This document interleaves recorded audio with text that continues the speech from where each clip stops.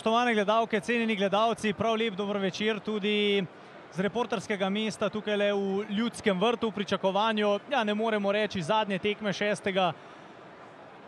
šestega kola državnega nogometnega prvenstva, kajti še ena tekma bo zaostala, lahko rečemo, odigrana v sredo zaradi vremenskih tegob včerajšnjega dne.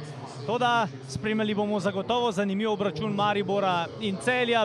Je zdaj le krenil Hotić, morda nekoliko prepočasi, da se Celjani lahko vrnejo. Mešanović pa zdaj le z glavo priložnost za laž, žoga mimo vrat, Mlakar. Vancaš Požek, pokazal je nekaj svojega znanja, preigral Požek mimo vrat.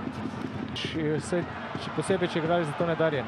In sedaj le podobno, mimo blizu vrat, tudi Dino Hotić. Nova je krenil Lotrič, pred njim je Šuler, lepa podaja do Vancaša Požega, Vancaš Požek in odlično Jasmin Handanović.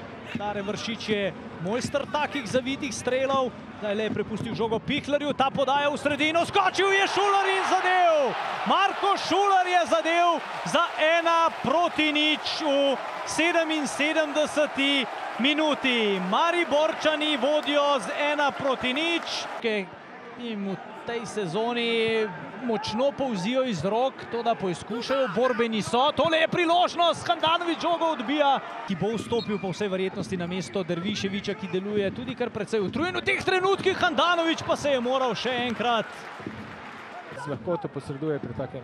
Tavares pazi na Lotriča in še en strel in tole je bil zdaj le gol Celjanov za 1:1 v 82. minuti. Elvedin Džinić ga je dosegal. Pritisk Celjanov in izenačenje. Zgodilo se je. Malce na ogrevanje, pravzaprav bolj na klop. Zdaj le Šuler storil napako.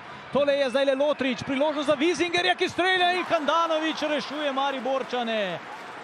Ja, res je, Maribor je moj klub, tu sem začel in iz spoštovanja do kluba se nisem veselil zadetka, ampak sigurno pa, da sem vesel tega zadetka, kajti ta zadetek nam je prinesel piko.